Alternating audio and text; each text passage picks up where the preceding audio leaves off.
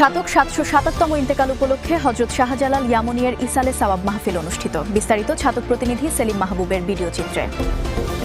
ছাতক পৌর শহরের কেন্দ্রীয় জামে মসজিদ পরিচালনা কমিটির আয়োজনে বৃহস্পতিবার মাগরিব নামাজের পর থেকে ছাতক ৭০৭তম ইন্তেকাল উপলক্ষে হযরত শাহজালাল ইয়ামনি রহমতুল্লাহ আলাইহের ইসালে সাওয়াব মাহফিল উপলক্ষে ওয়াজ ও দোয়া মাহফিল ছাতক কেন্দ্রীয় জামে মসজিদে ট্রাফিক পয়েন্টে অনুষ্ঠিত হয়। মসজিদ পরিচালনা কমিটির কোষাধ্যক্ষ বীর মুক্তিযোদ্ধা গোলাম মোস্তফার সভাপতিত্বে ও ছাতক কেন্দ্রীয় জামে মসজিদ ট্রাফিক পয়েন্টের ইমাম হযরত মাওলানা আলী আসগর খানের পরিচালনায় বয়ান পেশ করেন AKM মনোয়ার আলী, মহাসচিব বাংলাদেশ আঞ্জুমানে আল ইসলাহ কেন্দ্রীয় কমিটি, কেন্দ্রীয় সহসভাপতি আল ইসলাহ আবু জাফর নোমান। প্রধান অতিথি হিসেবে বয়ান পেশ করেন বাংলাদেশ আঞ্জুমানে আল ইসলাহ কেন্দ্রীয় কমিটির মোহতারাম সভাপতি হযরত আল্লামা হুসাম উদ্দিন চৌধুরী সাহেবজাদা ফুলতুল।